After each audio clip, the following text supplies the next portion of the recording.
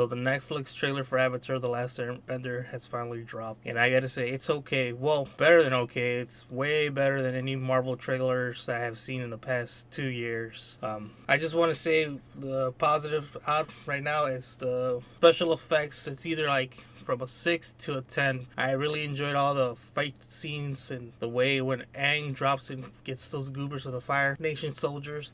It's pretty cool, the effects. It reminds me so much of the Asian style techniques they use, like in those Chinese kung fu movies, South Korean action packed movies. Way better than what we have right here at the States at the moment.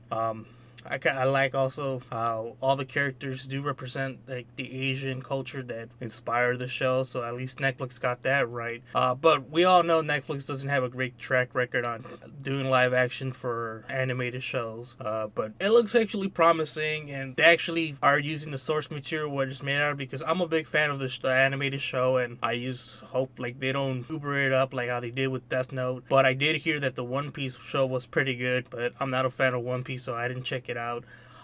One thing I didn't like though is the trailer does seem to be spoiling a lot. It showed already Fire Alert Ozai's face and who he is, which in season 1 we didn't know, and it had this whole big mystique until season 2. One thing I didn't like was just the way the character Momo, the flying lemur, Aang's pet, and that's kind of like nightmare fuel to me personally. I don't know what's the thing with some animals. They're cute and they look for live action. They just kind of look creepy because he does look like the animated version of itself come to like real life, like using one of those deep fake AI art. It's just very scary.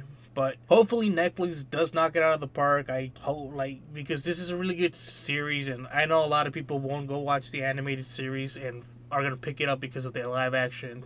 Just that's how people are, but it probably will inspire them to actually see the source material and everything. I hope we get to enjoy it. Another thing that did bother me was how they showed the love interest between two characters, Sokka and Suki. I know it's going to be a lot of spoilers what I'm saying right now, but I'm assuming a majority of you guys already seen the animated series.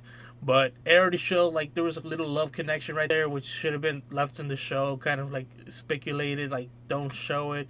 But that's my personal taste. Like, I want people to discover the actual magic of this show and fall in love the way I did it. But yeah, hopefully it's not another stinker. Netflix is going to put out just how they did with Death Note and Cowboy Bebop. Just, threw out the script out the window. But it does seem like the reports that I had read that the original creators did have some input until they left due to some differences. I'm not 100% sure. But yeah, the trailer dropped and it was pretty cool. So thanks. See ya.